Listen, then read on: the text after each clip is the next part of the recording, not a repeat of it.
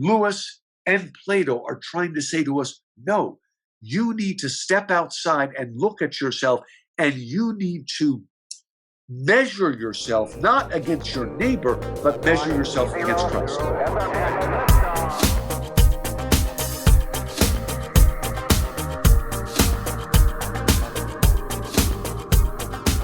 Hey guys, welcome to another episode of Filter. On this show, we recognize that the world can be a confusing place to live in. And so that's why what we seek to do is to equip you to live with biblical clarity in our chaotic world so that you can face the chaos and confusion of life with wisdom, integrity, and courage. I'm really excited to bring this episode to you today. I got to have a really interesting, fun, and engaging conversation with a guy named Dr. Louis Markos. Dr. Markos just came out with a brand new book called From Plato to Christ, How Platonic Thought Shaped the Christian Faith. And we got to talk about a wide range of issues on about Plato, Greek philosophy, and obviously how that influenced the Christian faith. We got to talk about the differences between general revelation, special revelation, and how we integrate the two into a Christian worldview. It was a lot of fun, and Dr. Markos is a really interesting person that was just a blast to talk to. Louis Markos has a Ph.D. from the University of Michigan. He is a professor of English and scholar in residence at Houston Baptist University. He is the author of many books, including Myth Made Fact, Reading Greek and Roman Mythology Through Christian Eyes, Ancient Voices, An Insider's Look at Classical Greece, From Achilles to Christ, Why Christians Should Read the Pagan Classics, Atheism on Trial, Refuting the Modern Arguments Against God on the Shoulders of Hobbits, The Road to Virtue in Tolkien and Lewis, and Restoring Beauty, the Good, the True, and the Beautiful in the writings of C.S. Lewis. Before we get into the episode, let me encourage you to subscribe to the show if you have not yet already. Subscribe if you're watching on YouTube, or subscribe if you are on Apple Podcasts, Spotify, Google Play, or wherever else. And also, if you would help us out, if you enjoyed this episode or other content that we've put out, if you would leave us a rating and review, it helps other people find the show and find the resources that we're putting out there. If you would like this video on YouTube, leave us a comment to let us know what you thought. If you have any questions or feedback, we always appreciate that and interact with it as much as we can. It helps us out, and it makes sure that you get, and by subscribing, make sure that you get any future content that we have automatically sent to your notifications or in your podcast or YouTube homepage. Well, without any further delay, I am excited to bring you guys this conversation that I got to have with Dr. Louis Markos. Dr. Markos, welcome to the podcast. Thanks for having me on. Well, I'm excited to have you on. It's going to be a great conversation today. Been looking forward to having it with you. Before we talk about your book, which is From Plato to Christ, I was telling you before we started, I've been excited about this one. Before we jump into it, just tell us a little bit more about yourself. We got to hear your bio, but just tell us about you, where you're from, a little bit of your history, and what you do now, what it means to be a professor of humanities. Great. Now, my name's Louis Markos. I'm a professor of English residence here at HBU, and I've just finished teaching 30 years. So, Aaron, you can tell I started teaching when I was 17, obviously. I grew up in New Jersey. I'm a Yankee. I went to school at Colgate, upstate New York, and University of Michigan. So about the first half of my life was in the North, and the second half of my life has been down here in Texas. I consider myself a Texan. I love Houston. A very interesting thing about me, though, vis-a-vis this book, is that I am Greek. All four of my grandparents were born in Greece and emigrated to America about 1930. And I've been in a Greek phase. I published another book called The Myth Made Fact, Reading Greek and Roman Mythology Through Christian Eyes, and another book about Ancient Voices. So I've been definitely in a Greco-Roman kick here. So when I look at Plato, this is not only my ancestor in the sense that I'm a Western civilization man, but I'm also a Greek. So maybe I'm related to him. I don't know. I've always had a passion. I knew in high school I wanted to teach, be a professor in English. And my real passion, you can probably guess this, is what they call bringing Athens and Jerusalem together, getting our Judeo-Christian legacy and our Greco-Roman legacy and bringing it together and showing, especially my fellow Christians, that we can learn a great deal from the pre-Christian pagan writers, that there is actually wisdom there. It is not the direct revelation of God, but there is wisdom there that we can learn from and sort of test it against the touchstone of the Bible and of Christ. But I'm passionate to learn all the wisdom I can from all the great thinkers. And then, of course, doing it ultimately under the umbrella of Christ. And Plato, there is no greater philosopher. And so Plato has always been an influence right back to high school in my life. Awesome. Wonderful.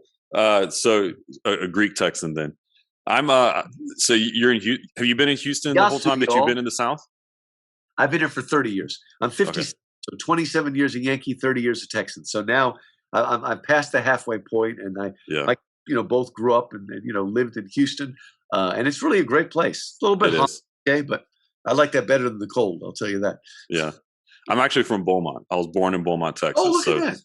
Yeah, same right neighborhood on the edge there. of Louisiana there. Mm-hmm. Yeah, great. So the book is From Plato to Christ. Before we get into the argument of the book, the purpose of the book, let's talk about the man Plato. I'm sure that anyone listening to this has heard the name before, referenced in whatever context. But exactly who was he, right? Beyond just the household name or maybe what people know from popular culture, who was Plato? What were his major contributions to philosophy? Why is it that, in your opinion, he was the greatest of the Greek philosophers? Now, we start with Socrates, right? Socrates, was born and died basically in the 5th century BC. He died in 399.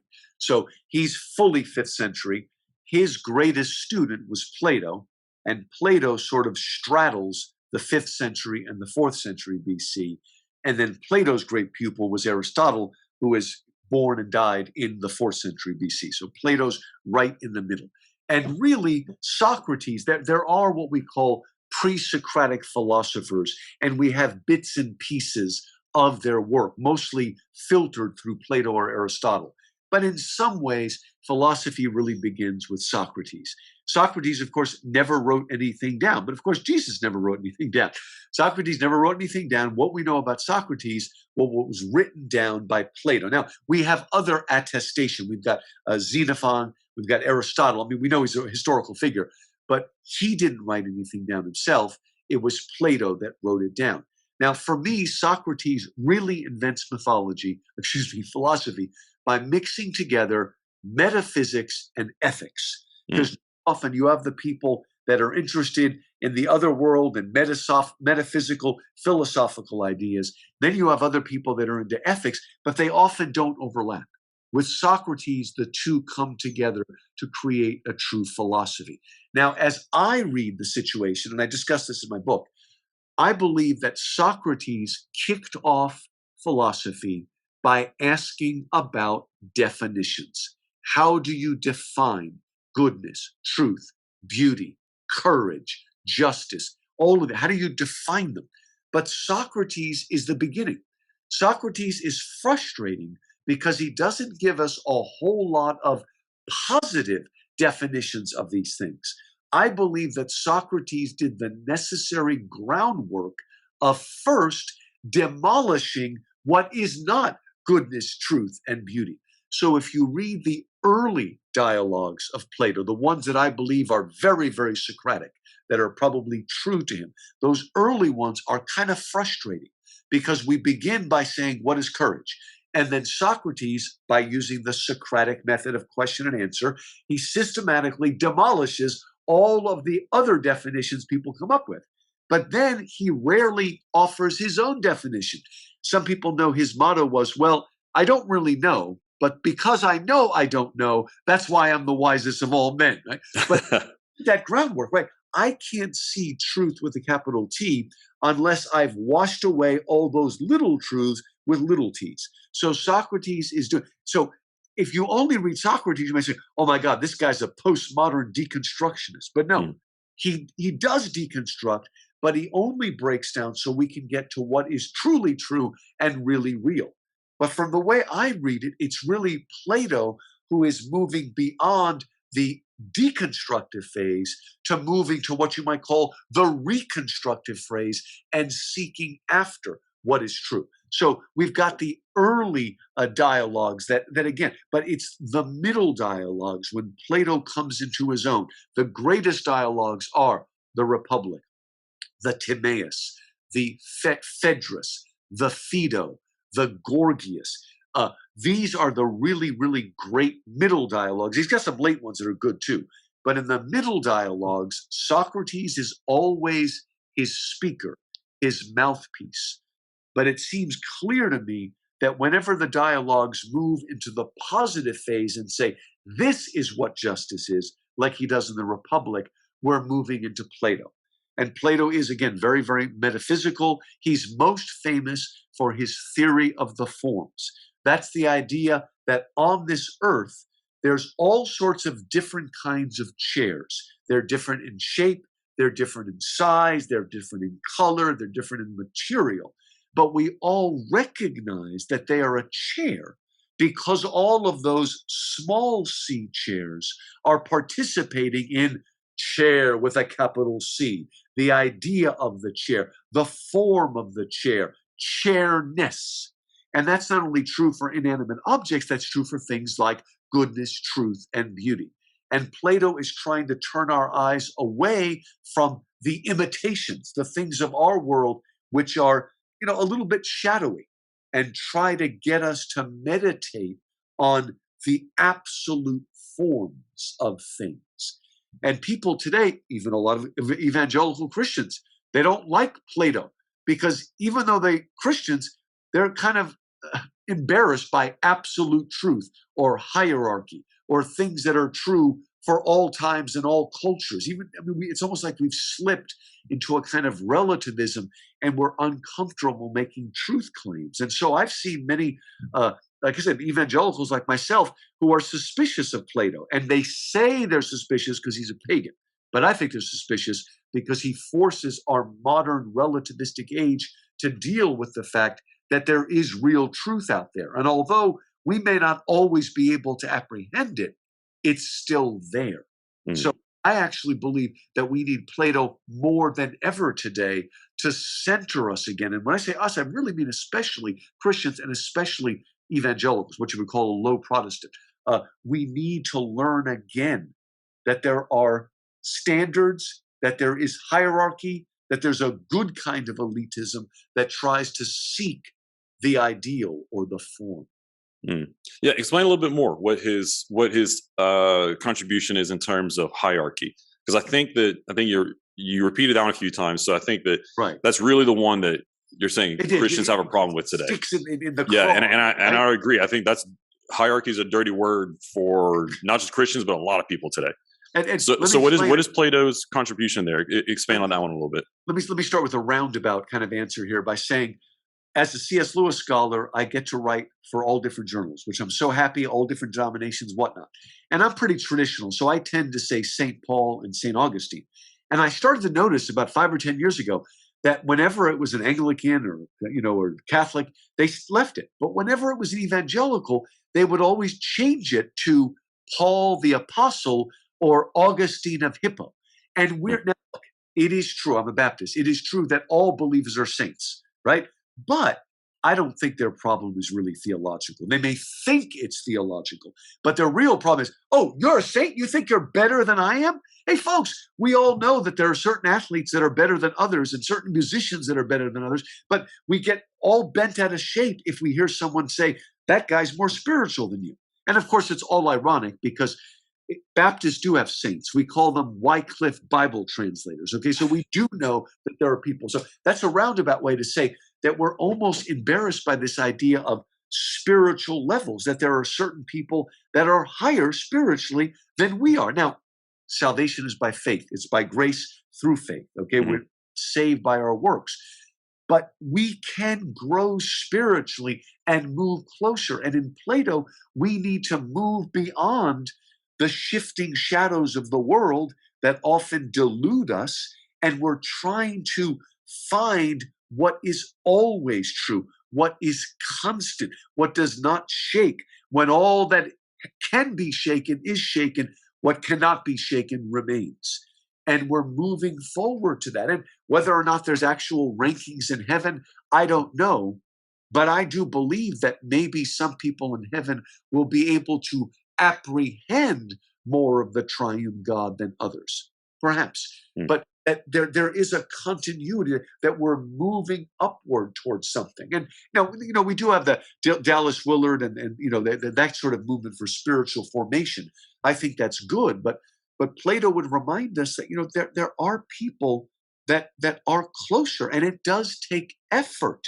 Now, this is not a works religion, but it means exercising the mind, trying to move beyond our narrow prejudices and our narrow moment and try to find out something that is true for always. And of course, C.S. Lewis did that. He was a Christian Platonist, or a Platonic Christian, however you want to put it, that we're moving.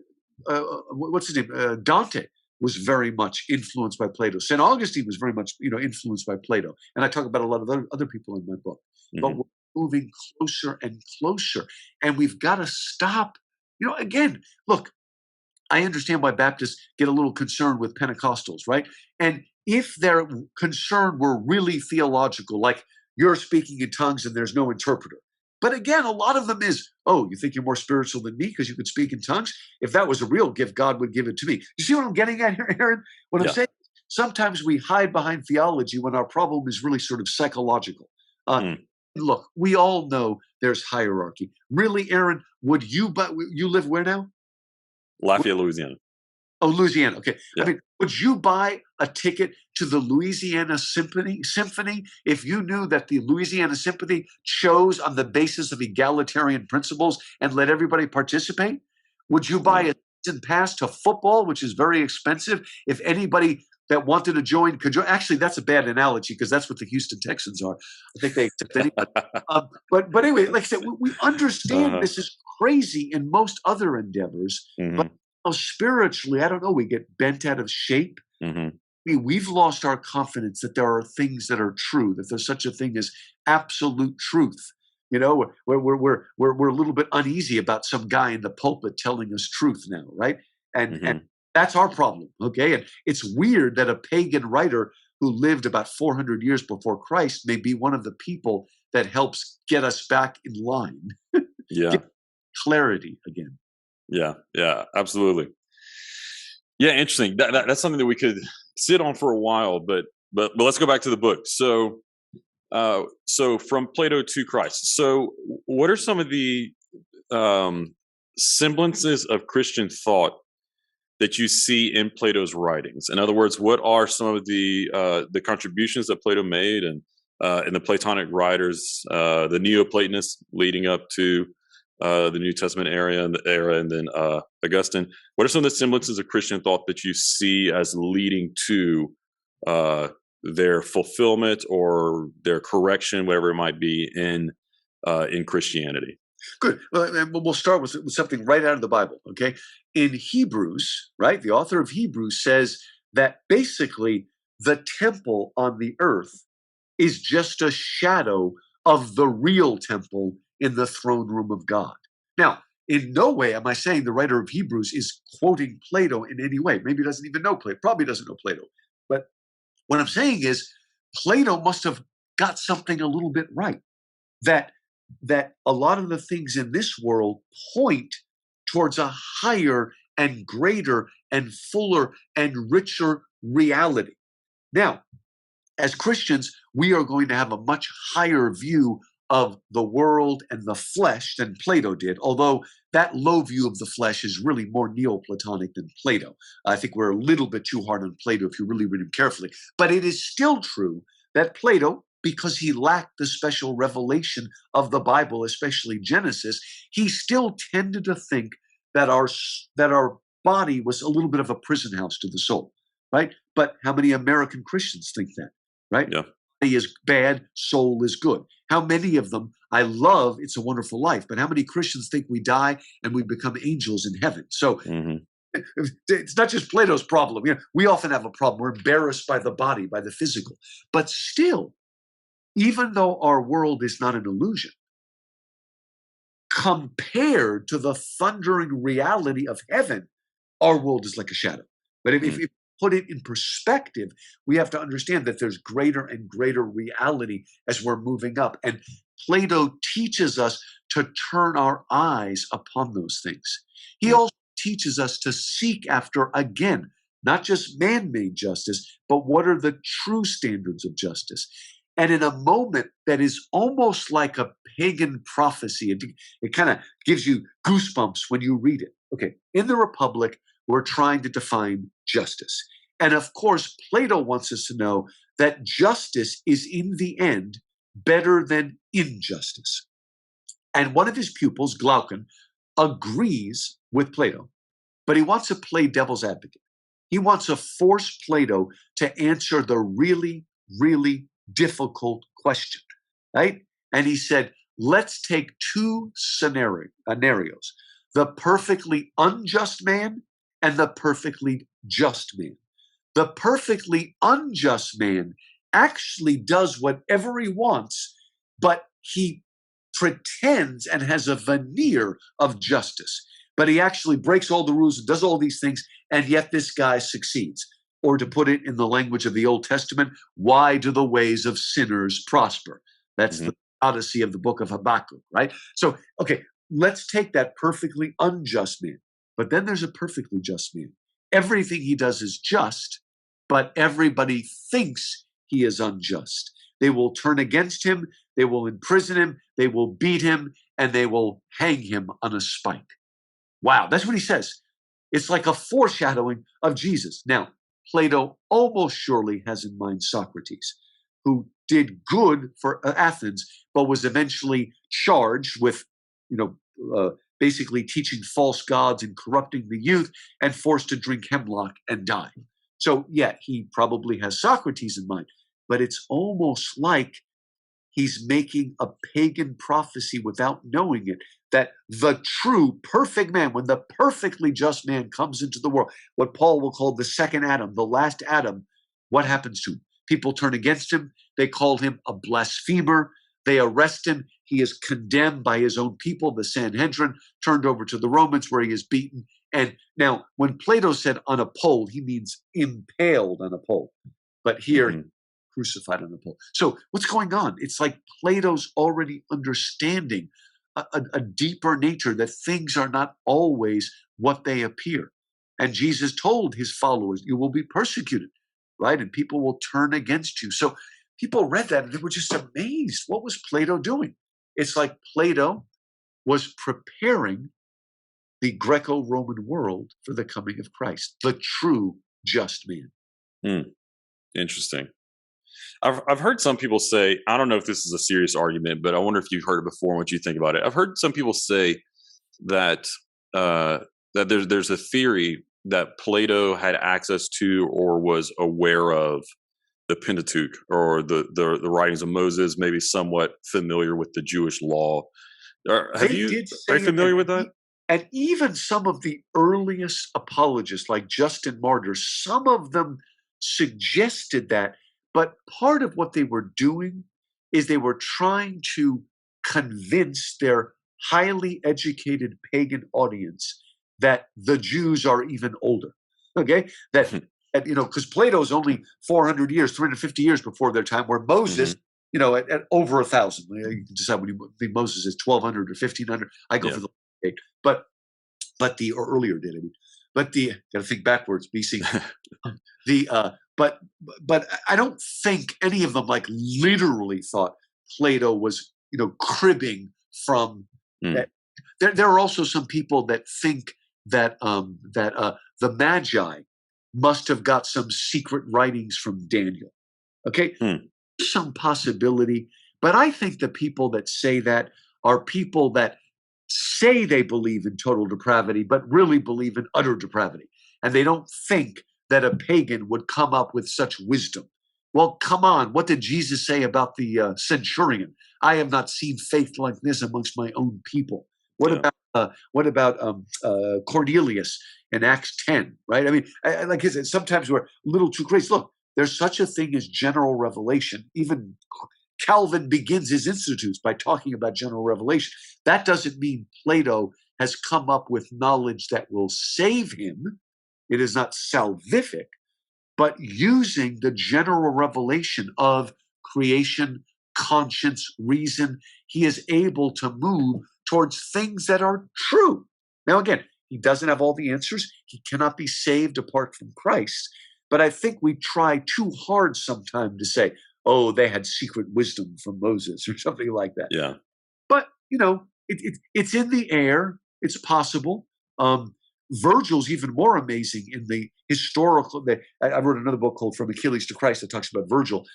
People say, oh, he must have read Genesis. I don't think so. He could have. I mean, theoretically, he could have. I think it would have been harder for Plato because in Plato's day, the Pentateuch had not yet been translated into Hebrew. It's going to be like 150 years later. You got to get from Plato to Aristotle to Alexander the Great to building Alexandria.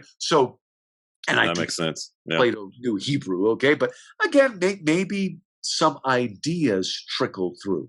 But when you follow the logic of Plato, again, a lot of people don't like when translators put capital G in Plato.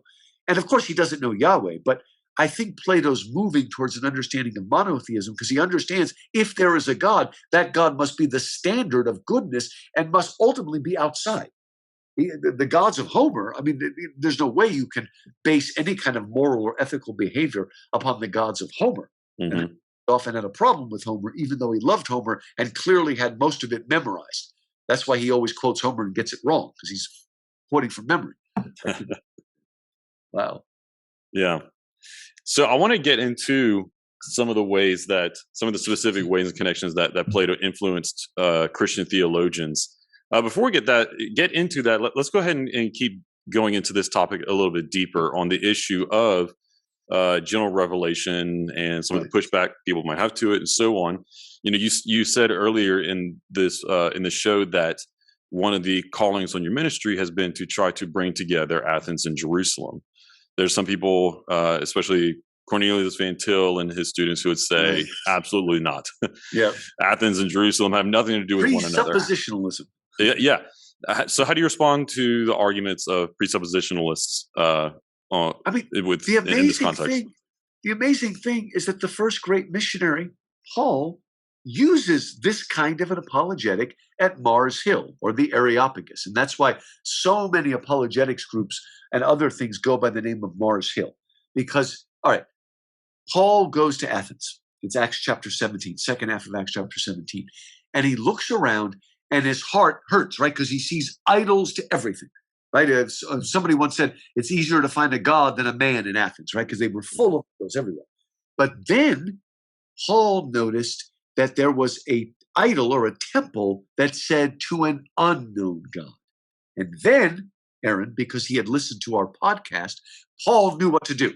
He went and called a meeting and wanted to meet with the Areopagus. Now, in the days of Plato, the Areopagus was a political body. By the time we get to Paul in the first century AD, they're more of a philosophical, theological group of Stoics and Epicureans trying to decide whether or not to allow new ideas into the city. This was a great college town, Athens. And he spoke to them and he said, men of Athens, which is the way Socrates would often begin his speeches. He says, I can see in all way that you are a religious people. For I see that you have temples. He didn't say idols. He's building a bridge. I see you have temples to all gods. You even have a temple to an unknown God. And then Paul speaks the words that I believe the entire Greco-Roman world was waiting to hear. He said, now, therefore, what you have worshipped in ignorance, I will proclaim to you as known. And then he goes on to say that the God who created the universe doesn't dwell in temples made by human hands, but out of one man, he created all races of men. He set their time and spaces and spread them out, and so that they might reach after him and grope after him, though he is not far from any of us. For in him we live and move and have our being. As your own poets, your own pagan poets have said, we are his offspring. Now, some people misunderstand that Paul is quoting two different pagan poets. One poet, whose name was Epimenides, said, in him we live and move and have our being. Another poet called Aratus said, we are his offspring. Now, the he and his in the original are Zeus. But it's as if Plato is saying, as if Paul is saying, without knowing it, they are speaking of God, that there is actual truth. And now I'm going to point you forward to the man whom God chose to judge the world, and he gave proof of it by raising him from the dead. Now, as he said that, some of them were too Platonic were like, whoa, whoa, whoa, raising from the dead. We want to get rid of our body. Why do we want our body back? That's crazy. Okay, that's the idea that's kind of crazy to the Greeks. It was also crazy to the Jews because the Jews thought that the resurrection was at the end of the world. Mm-hmm. And it is ultimately. But Jesus is the resurrection now. I am the resurrection and the life. So Paul is practicing this kind of thing. He obviously thinks that there is actual wisdom and knowledge in those poems. And he is trying to build a bridge, what we call classical apologetics, to just like C.S. Lewis did in Mere Christianity. He started with what he called the Tao, the moral ethical code that we all have access to, whatever our cultural or religious background is. Yeah. And so whenever we're interacting with various thinkers, writers who are working with general revelation, whether that be Plato in Athens or whoever else, whenever we're trying to bring together Athens and Jerusalem, I guess I'm trying to say, what are the rules of the game, right? What are the criteria that we use for evaluating something, someone's ideas as, is this general revelation or is this a thought set up against Christ? Good. And how would we bring them together without just becoming Athenians? Yeah, because first of all, whenever you find a link in Greek mythology, and I've written another book, The Myth Made Fact, again, the book came out at the same time. Whenever you make a link between the two, and you see something there that reflects the Bible, there's always four ways to read it. One way is to say it's a complete coincidence. But Aaron, we wouldn't be doing this podcast if we thought it was always a coincidence, right? We're wanting to understand. So there's three basic ways. One way is to say it is a demonic deception. And there are cases where that may be the case, right? That's one way of saying it. The other way is the more theologically liberal way of saying, well, that just shows that Christianity is just an advanced myth, right? That's Christ of culture, if you this book, Christ and Culture, Niebuhr. And to say that, no, but the other one is to say, no, it is generally preparing the way, but the full revelation doesn't come until Jesus. I like to say it this way, Aaron. Christianity is not the only truth. Now, that's an odd thing for a Baptist to say, but I'm going to say it again. Christianity is not the only truth, but it is the only complete truth. If you say Christ is the only truth, it's almost like you're dropping a wall down and everything outside is a lie. And sometimes the planting of people, Cornelius Van Til can maybe almost go to that extreme. I don't think they really need to, but it's like everything outside is falseness. And, even Luther, when his blood is up, you ever read The Bondage of the Will? He's got his gloves on and he's going at it, right? And he says, apart from grace, there is only wrath. Apart from light, only darkness. Apart from the way, only error. Now, to a certain extent, of course, that's true. Salvation is only in Christ. But I think he pushes it too far. And anyway, he was a great classical scholar, Luther, anyway. If you read Bondage of the Will, he quotes the classics like 24 times. But anyway, sometimes we push it too hard, so we're actually bordering on utter depravity. The idea that our idea of black is God's white, God's white is our... no, we are still made in God's image. The imago Dei remains. We're fallen and cannot save ourselves. But we still can arrive at truths through the reason that God has given us. Why are we without excuse in Romans chapter 1? We're without excuse because God's power and majesty is written in nature. That's general revelation. It's in creation. What does it say in Romans 2? The pagans who are without the law are a law unto themselves, for the law has been written upon their heart. It's the word we call conscience today. So it is there. So, but we do have to be careful. Okay, we have to. What we have to avoid is what's called syncretism. So the ancient pagans, they would have a shrine to Zeus, Osiris, Ammon, or something like that. Right? That doesn't happen. We don't do that. None of the early church fathers ever spoke in the language of Zeus because Zeus was too corrupted a concept.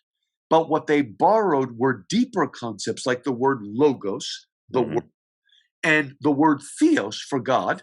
That was okay. That wasn't corrupted. It wasn't like Zeus. There were ideas there that they could borrow to find a philosophical language in which to explain the fuller Christian revelation.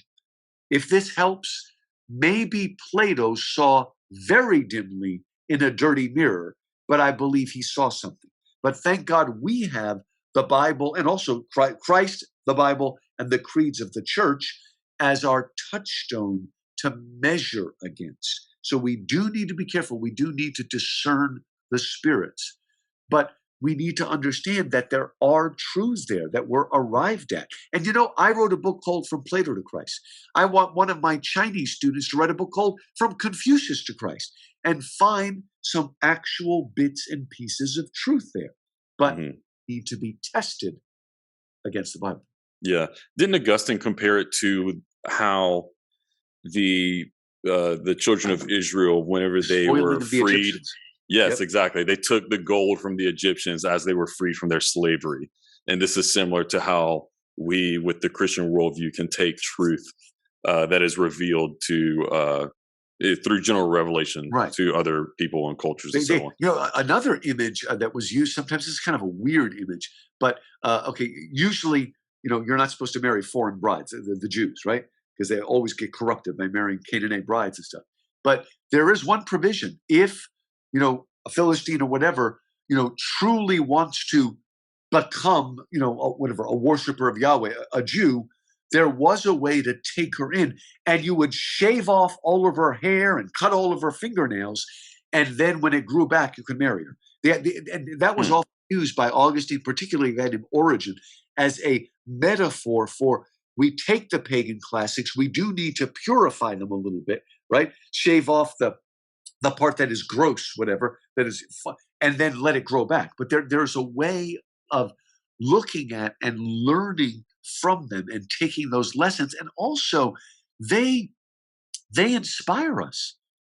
Somebody like Plato inspires us to live a better life, inspires us to turn away from the false and seek the true. And so some of them, you read when I say really early, I mean before Nicaea, Justin Martyr and these other people, Thenagoras, they often look to Socrates as a role model, as a martyr for truth. Now, obviously, Socrates didn't know the fullness of the revelation, but in a way, he was killed for he's moving to monotheism, and they're killing him for teaching foreign gods and corrupting the youth, when that was the last thing that he was doing. It's ironic. Jesus gets killed for being a blasphemer when he's the one who's actually telling the truth. They recognize that irony in someone like Socrates, and they often held him up as a role model of someone who gave all for the truth. Yeah, and as an excellent illustration to their own culture of the kind of person that Jesus was. They could point to someone like Socrates and say, just as we witnessed in him and we admire him, so much more so, to an infinite degree more so, is the true Savior of mankind, right? Who gave himself up for us. Some of those early fathers were like, look at these pagans are outshining you. Look what they did. Look at the sacrifice they made to learn. And you're not even as good as the pagans. Okay? An example of that, a very modern example, might be if you're like, hey, those Muslims pray 5 times a day, Christian. How many times do you pray? Okay? Yeah. I still believe that Jesus is the Son of God. He's not just a prophet, right? He's more than that. We don't agree with a lot of Muslim theology, but they can spur us on, okay? My daughter would have to wear a thing over her head. Of course, now she has to wear something over her face. But I would like her to be modest, right? Yeah. I think learn something. Immodest Christians can learn something from modest Muslims, right? Even if we don't agree of the necessity of that, we can actually learn from it, right? And again, Plato. They look to Plato, and it's really fun. People always make fun of Plato, this idea of the philosopher king. Well, guess what? Throughout most of the Middle Ages, they took Plato seriously, because the real leader of society for at least 800 of those years, the real leader was not the Holy Roman Emperor. The real leader was the bishop, the priest, the monk, the friar. Those were the leaders of society. And who are they? They were people who gave over half their life to meditation and contemplation. not of the forms, but of the triune God. But for a long time, we believed that the leaders of society should not be the richest or the strongest, but the one who are the most devoted to truth. Now, again, we're Christians, so truth is personal, but still it's truth. Yeah. Yeah. This might be a little off topic. Didn't Augustine adopt that philosopher king idea into his political theology? Really, in many ways, they saw that. You can see it even in Erasmus, as far as Erasmus, who's right on the cusp of, well, it's the beginning of the Renaissance. So yeah, there is, we can learn from the one. See, what Plato's giving us, okay, a lot of people kind of misunderstand this. The whole point of the Republic is really not to create a perfect utopia. The whole point of the Republic is, what is justice? And what he means by that is, what is the justice in the soul that we can't see, smell, taste, or touch? The trouble is, how can you see the soul? And so what they decided to do is, okay, let's take the microcosm of the human soul and blow it up onto the macrocosm of an entire state or republic. Then let's try to find justice in that republic. And once we do it, we can work our way back to the soul, because that's what the whole exercise is about. And he speaks of our soul as being tripartite. It's got a rational part. It's got an appetitive part. In other words, appetite. I want, and then it's got a spirited part. It's the head, the belly, and the chest, as C.S. Lewis talks about in The Abolition of Man. And there is a war, psychomachia, a psyche war, a war in there. And it's important to fight that war. We talk about the angel and the devil on our shoulder. But you know what? We're here to resist temptation, not to give into it all the time. We're here in a struggle, listening to the better angels of our nature, right, as Abraham Lincoln said. So one of the things we get from Plato too is the need to participate in that wrestling and that growth and finding the true balance and harmony that will lift you to a higher vision, so you're no longer fooled by the shifting shadows of this world.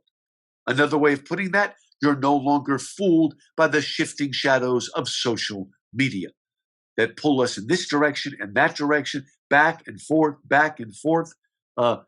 Maybe we wouldn't be fighting with each other all the time if we could get back to an understanding of how to argue rationally and logically, and not allowing ourselves to be controlled by images and images that are changing constantly, right? Very, very difficult. What is politically correct today may be politically incorrect like literally 1 week from now. What are you going to do? Well, everybody's being canceled now, right? When R.K. Rowling is canceled, okay?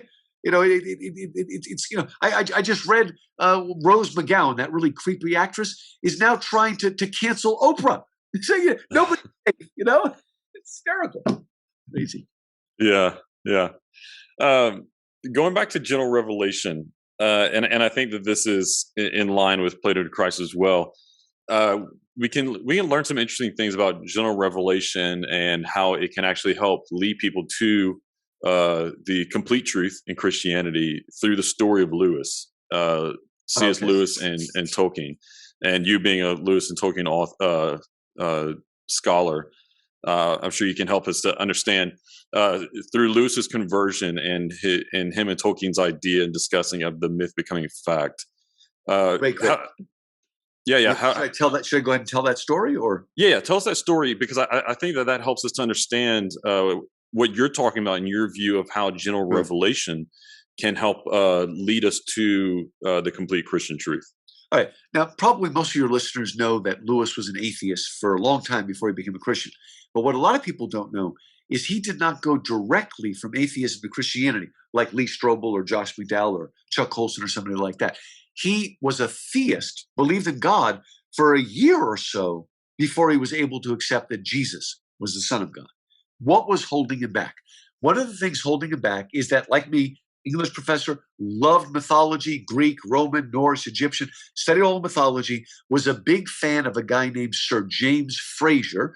He was the Joseph Campbell of his day, even that name. Maybe you might even say the Jordan Peterson of his day, somebody who loved to investigate archetypes, look at all the different cultures and all the different religions, and look at commonalities or similarities that overlap. And what Fraser found is there's a certain archetypal character that he called it the corn god. Today we just say the corn king, that across cultures, we have this odd figure who he's a son of a god or a god. He comes to earth. He often dies a violent death, but he rises again. And it's basically a seasonal myth of life, death, and rebirth as they go around and around and around. Of course, in Houston, we don't have 4 seasons, but some of you do, so you know how it works, right? And the names of these gods are Osiris in Egypt, or Mithras in Persia, or Adonis in Greece, or Balder in Scandinavia. All in all, it's a ubiquitous story or myth. And it sounds a lot like Jesus. And Lewis thought, well, Jesus is just a Hebrew version of this same archetype. What has that got to do with me that a obscure rabbi died 2,000 years ago? What has it got to do with anything? One day, he was on the grounds of Magdalen College, Oxford, called Addison's Walk, a beautiful tree-lined walk. I've walked it many times. I love it. And as they walked around and around, they began to discuss this issue. And J.R.R. Tolkien, very strong, committed Catholic, said, Lewis, did you ever wonder, maybe the reason that Jesus sounds like a myth is because he's the myth that became fact, the myth that became true. And that revolutionized, and within about a week, Lewis was a believer. What's he getting at? Okay, look. Why is it that all these people all around the world have this story, have this yearning? The only thing that makes sense to me is that the Creator who created all of us, all the races, all the nations, he put that yearning inside of us. For he has written eternity in the hearts of men, it says in Ecclesiastes. Or the famous line from the opening chapter of the Confessions, O Lord, you made us for yourself, and our hearts are restless until they rest in thee. So it makes sense that if that yearning and desire has been put in all of us, that all people would show forth that yearning in their stories. But doesn't it make sense that when God himself initiates his salvation, he will do it in a way that not only fulfills the Old Testament law and prophets, but fulfills all the highest yearnings of the pagan people? He is the corn king, but come true, because it happened in real time and space under Pontius Pilate. It really happened. In all the other cultures, it only retained a sort of mythic, ritualistic value. Whether or not it happened is not even really that important. Mm-hmm. When God, again, see, doesn't it bother you, Aaron, that before the coming of Jesus, God only spoke to the Jews and ignored the other 99% of humanity? Well, he only gave special direct revelation to the Jews, but he didn't ignore the pagans. He spoke to them, like I said, through creation, conscience, reason, imagination. He spoke to them. And a lot of that finds its manifestation in these stories, some of which are very bloody because they're seeing very dimly through a dirty mirror. But God is not silent. The rest of the nations reach for him. And Jesus is, again, not only the Jewish Messiah, but the Savior of the world. And guess what, Aaron? If Jesus came and died and rose again, and it spoke to the Jews, but it meant nothing to the pagans, then it would be like a foreign god had invaded us. But in fact, in Christ is the fulfillment of the best of Plato and Aristotle, of Homer and Virgil, of Aeschylus and Sophocles and Euripides. I mean, he is, and it's always the editor that comes up with the title. My subtitle is How Platonic Thought Shaped the Christian Faith. Probably a better subtitle would have been How the Christian Faith Fulfilled Plato, but that's not as catchy. but that's really more of what it's about. They're not, again, it's not like, oh, we stole from Plato, like some kind of plagiarism.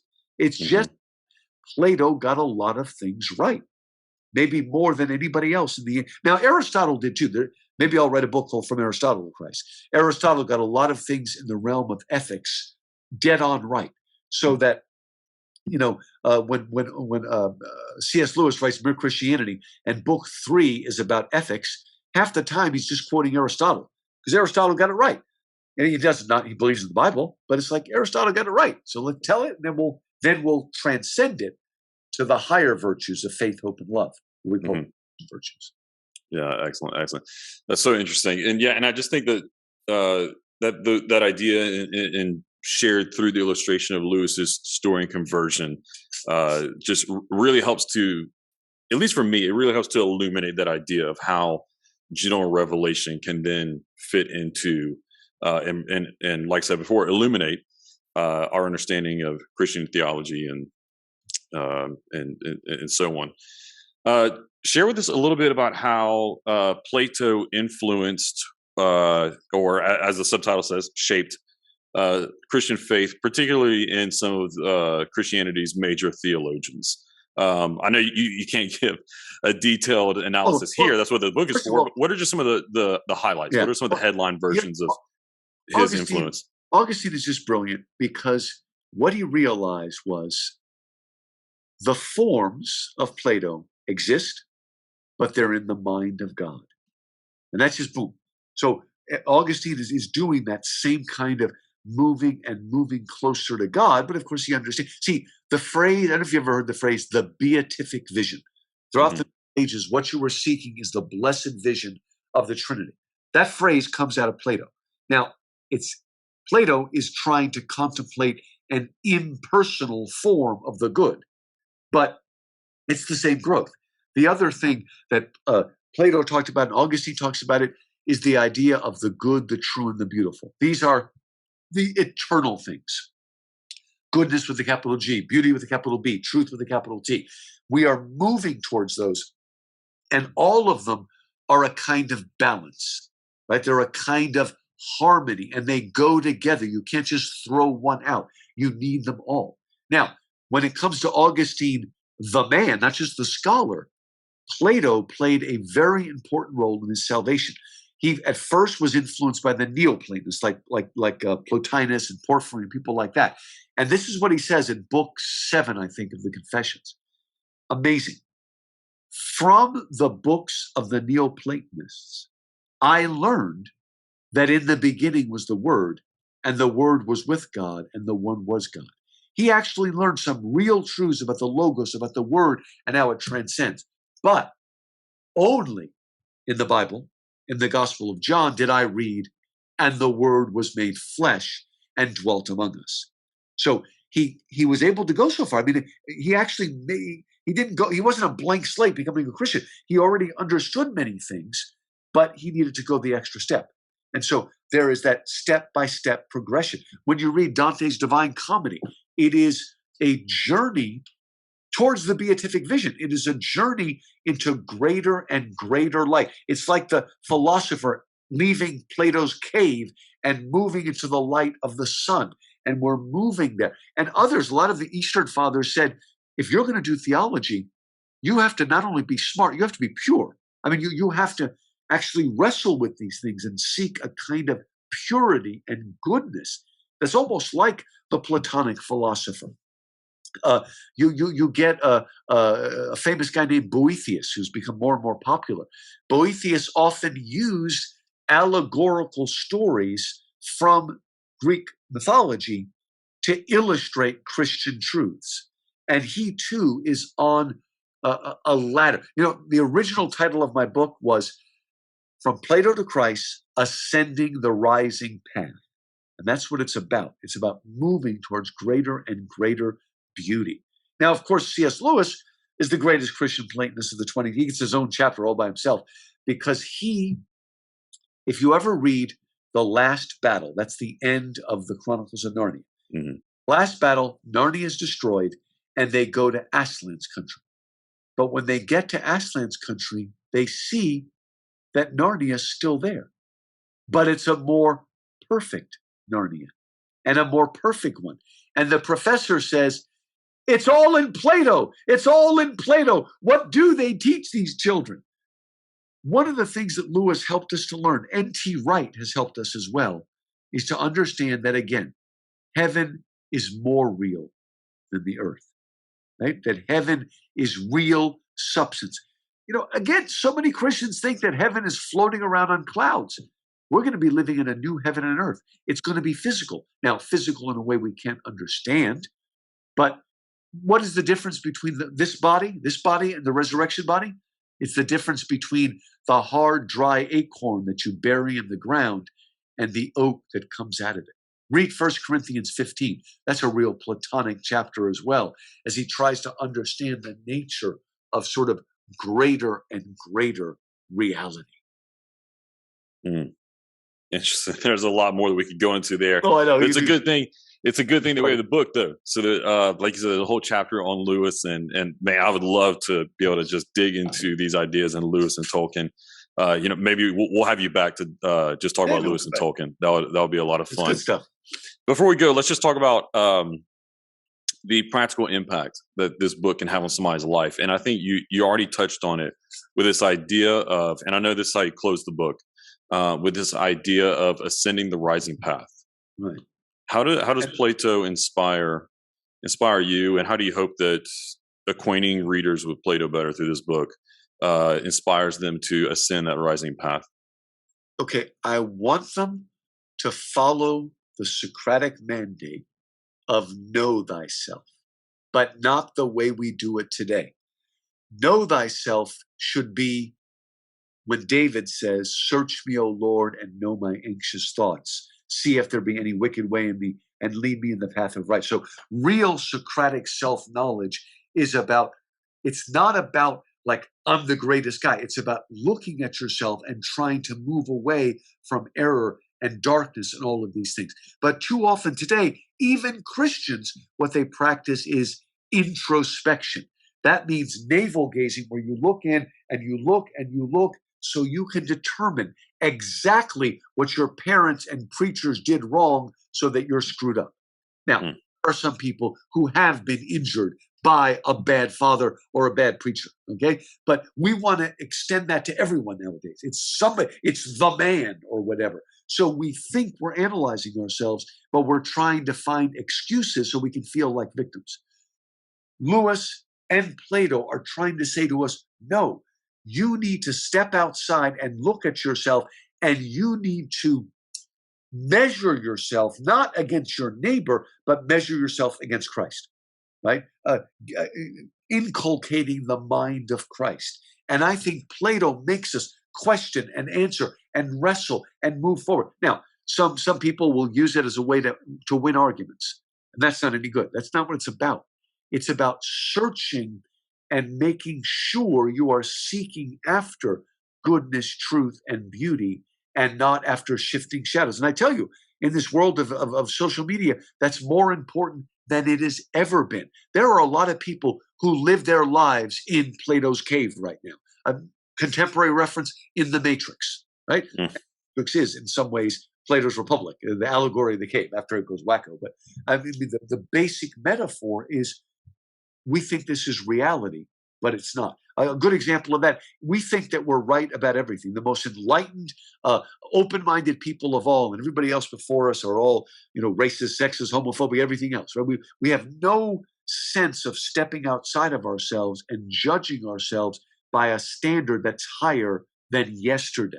Okay, so what I'm telling you is we need Plato to get Christians back on track, not only because of his ideas, but because of his discipline.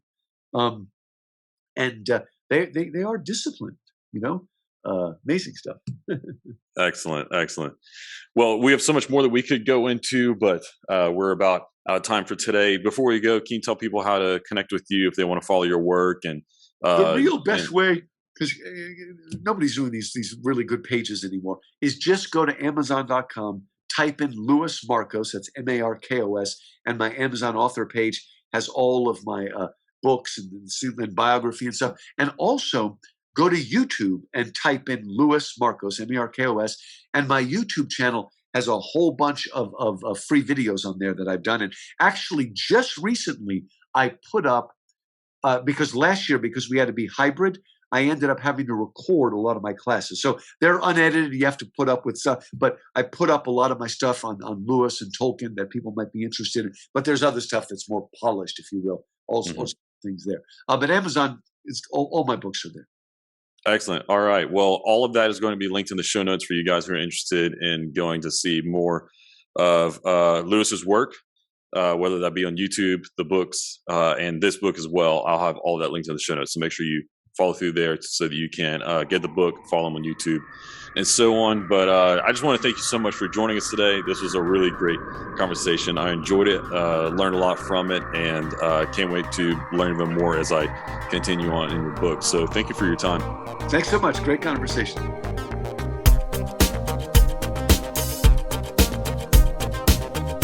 Thanks for listening. I hope this episode provided you with biblical clarity to live with confidence in our confusing world. If you enjoyed this episode and you'd like to help support the podcast, please share it with others, post about it on social media, or leave a rating and review. To catch all the latest from me, you can go to my website, aaronchamp.com. While you're there, subscribe to my newsletter so that you can be updated anytime I share new content. You can also follow me on Facebook, Instagram, and Twitter at Aaron M. Champ. Thanks again, and I'll see you next time. Until then, hold fast to the anchor.